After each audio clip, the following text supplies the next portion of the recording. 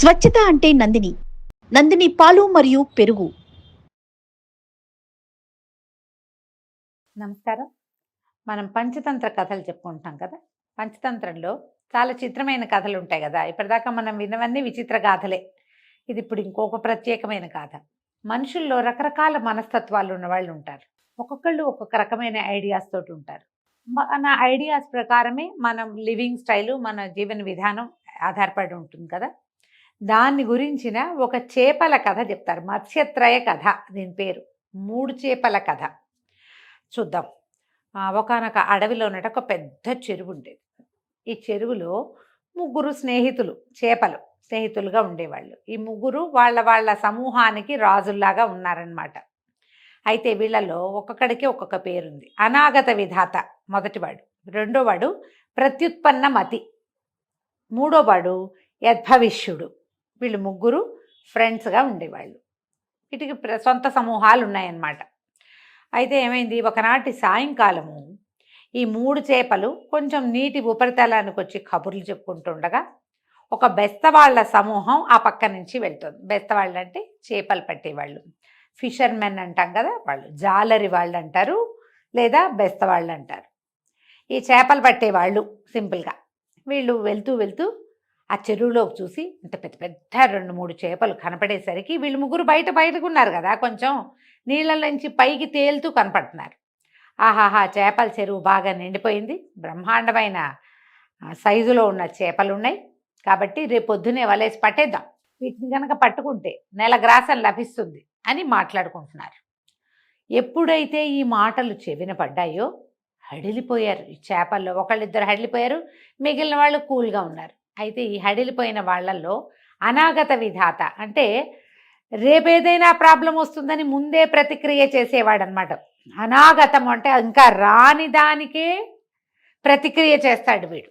Problem వస్తుందేమోనని ముందే, prevention is better than cure, ఆ type వాడనమాట ఈ అనాగత విధాత. అన్నాడు, ఓ స్నేహితులారా, మీరంతా విన్నారో లేదో, ఆ బెస్తవాళ్ళు మాట్లాడుకుంటున్నారు, రేపు ఉదయమే చేపలు పడతారట, దొరికామంటే అధోగతే, మొత్తం సమూహం అంతా ఒకేసారి పోతుంది, మొత్తం సబాంధవ సమిత్రకంగా అంటే బంధువులతోటి మిత్రులతోటి కలిసి ఒకేసారి చచ్చిపోతాం అందరం.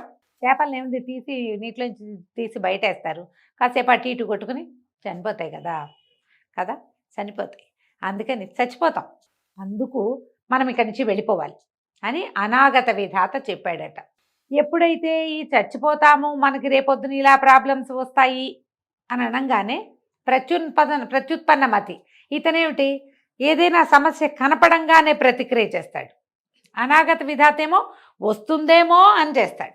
ఈ ప్రత్యుత్పన్న మతి ఏమన్నాడు, ఓ ఈ సమస్య వస్తుందా, అయితే పద మనం అందరం కలిసి ఈ చెరువుని విడిచి వెళ్ళిపోదాము, రాత్రికి రాత్రే వేరొక చెరువుని వెతుక్కుందాం మనం అని ప్రత్యుత్పన్న మతి కూడా చెప్పారు. సమూహం మొత్తానికి తెలియజేశారు. ఈ లోపల ఇవన్నీ మాటలు అవుతుంటే ఈ యద్భవిష్యుడు అనేవాడు హాయిగా ఈతలు కొడుతున్నాడు. వాళ్ళెవరో ఏ మాటలు ఏమిటో మాట్లాడుకుంటూ పోతుంటే రేపొద్దున ఏదో అయిపోతుందని మీకు భయం ఏమిటి, రేపేదైనా వస్తే రేపు చూసుకుందాం, సమస్య వచ్చాక చూసుకుందాం, వస్తుందేమో అని, రాబోతుందని, రావచ్చని ప్రయత్నం చేయకూడదు. తెలివిగలవాడు ఏం చేస్తాడు, వచ్చినప్పుడు దానికి ప్రతిక్రియ చేస్తాడు. అది కదా హీరోయిజం. ప్రాబ్లం మన మీదకి వచ్చినప్పుడు చూడాలి, రేపొద్దున బెస్తవాళ్ళు వస్తే అప్పటి సంగతి అప్పుడు ఆలోచించచ్చని యద్భవిష్యుడు మాత్రం తన దారిని తను ఈతలు కొడుతూ ఉన్నాడు. రాజుగారు ఈతలు కొడుతుంటే ఆయన సమూహం అంతా ఆయన వెనకాలే బడి ఈతలు కొడుతూ ఉంటుంది. కానీ అనాగత విధాత ప్రత్యుత్పన్న మతి వాళ్ళిద్దరూ రాత్రికి రాత్రే ఈ పెద్ద చెరువుకి ఉన్న ఒక చిన్న కంతలోంచి తమ సమూహాలు రెండింటిని అవతల ఎక్కడో ఉన్న పంట కాలువల ద్వారా పెద్ద చెరువులోకి వెళ్ళిపోయారు. ఈ చెరువులకి చిన్న చిన్న దొరువులు అనుసంధానంగా ఉంటాయి. చెరువు అంటే ఇంత పాండ్ లాగా ఉంటుంది కదా, వీటిల్లోకి నీళ్లు పెట్టేందుకు ఒక కాలువ లాంటి సాధనం ఉంటుంది కానీ మామూలుగా ఏం చేస్తారంటే ఈ చెరువులోకి నీళ్లు పెట్టాక, మీరు పల్లెటూళ్ళల్లో ఇలాంటిది గమనిస్తే తెలుస్తుంది, ఊరి మధ్యలో పాండ్ ఉంటుంది, నీళ్ళు ఎక్కడి నుంచి వస్తాయి అందులోకి, బయట వైపు నుంచి కాలువలో నుంచి వచ్చేందుకు ఒక సన్న తూము ఉంటుంది లోపలికి ఏర్పరిచి. ఈ పాండ్ నిండాక ఏదో చిన్న అడ్డం కట్టి పెడతారు అక్కడ, నీళ్ళు అటు ఇటు పోకుండా. కానీ అవి కాలక్రమాన కొంత కదులుతాయి, అటు ఇటు రావచ్చు. కాకపోతే ఈ చెరువులో అలవాటు పడి ఉన్న చేపలు చెరువులో మాత్రమే ఉంటాయి. కానీ ఇవి మాత్రము తాము వెళ్ళదలుచుకున్నాయి కాబట్టి ఏ కాలవ గుండా ఈ పెద్ద చెరువులోకి వీళ్ళున్న చెరువులోకి నీళ్ళు వస్తాయో ఆ తూము ద్వారా బయలుదేరి మొత్తం 2 సమూహాలు తరలించుకుని వెళ్ళిపోయారు. అనాగత విధాత వెళ్ళిపోయాడు, ప్రత్యుత్పన్నమతి కూడా వెళ్ళిపోయాడు. తెల్లవారేసరికల్లా చెరువు ముప్పాతిక ఖాళీ అయిపోయింది. అందులో మిగిలిన వాళ్ళు ఎవరు? యద్భవిష్యుడు, అతని తాలూకు సమూహం. తెల్లవారే బెస్తవాళ్ళు వచ్చేసారు. మామూలుగా చేపల వలలు వేసే విధానం ఎట్లా ఉంటుందంటే ఎండెక్కాక పనిచేయరు, వాళ్ళు పొద్దున్నే వచ్చేస్తారు. చేపలు ఇట్లా గాలం వేసి చేపలు పడతారు చూడండి. నేనైతే ఇంగ్లీష్ సినిమాల్లోనే ఎక్కువ చూస్తున్నాను అవి. మన వాళ్ళలో ఎక్కడ నేను రోడ్ల మీద అక్కడ ఇప్పుడు ఎక్కడ చూడటల్లా, ఇదివరకు కనపడేవాళ్ళు. ఈ గోదావరి దగ్గర అక్కడ ఇలాగా గాలి వేసుకుని కూర్చుంటారు. వీళ్ళు పొద్దున్నే వచ్చి చేపల వలలు బిగించేస్తారు. కొంచెం ఎండెక్కాక మిగిలిన పనులు చూసుకుని వలలు ఆగుతారు. సాయంత్రం లాగే పద్ధతి కూడా ఉంటుంది. ఈ వలలు బిగించేశారు. సాయంకాలానికి వాళ్ళు వలలు లాగేసరికల్లా ఆ చెరువులో ఉన్నది ఎవరెవరు?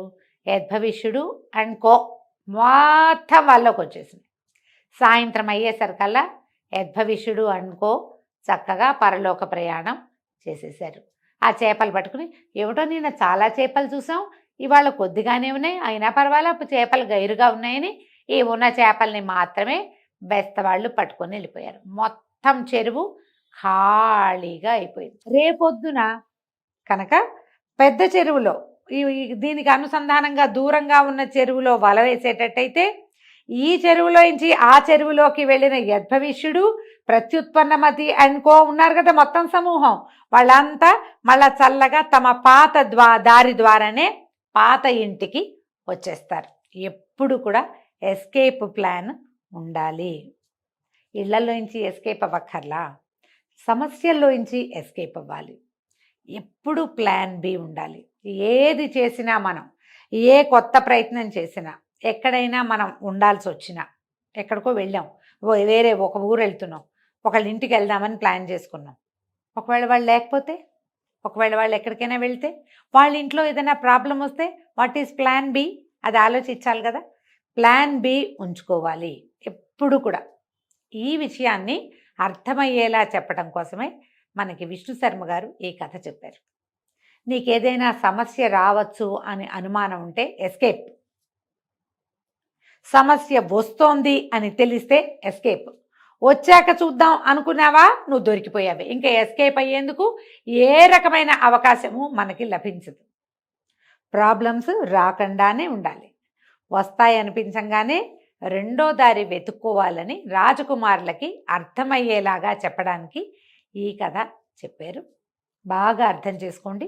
మన జీవితంలో ప్రతి చోట ఈ కథని అప్లై చేయొచ్చు. ఎంతసేపు ఏదైనా వస్తుందని ఎట్లా ప్లాన్ చేస్తాము అని అనిపిస్తుంది. కనీసం ఒక 50% అట్లా ప్లాన్ చేసినవి సక్సెస్ అవుతాయి. లేదా వస్తుందని తెలిసినప్పుడైనా మనం ప్లాన్ చేసుకోవచ్చు కదా. 2 ఉన్నాయిగా పద్ధతులు. అనాగత విధాతలాగాను ప్రవర్తించవచ్చు, ప్రత్యుత్పన్నమతిలాగాను ప్రవర్తించవచ్చు. కానీ మనం చేయకూడదేంటి? ఏం చేయకూడదు? ఏదైనా వస్తే చూసుకుందాం, ఏదైతే అదవుతుంది, ఏం జరగాలని రాసి పెట్టుంటే అదే జరుగుతుంది, అలాంటి శుష్క వేదాంతాల జోలికి వెళ్ళకూడదు. వేదాంతం వల్లించకండి, జీవితాన్ని జీవించండి. కథ కంచికి మనం ఇంటికి.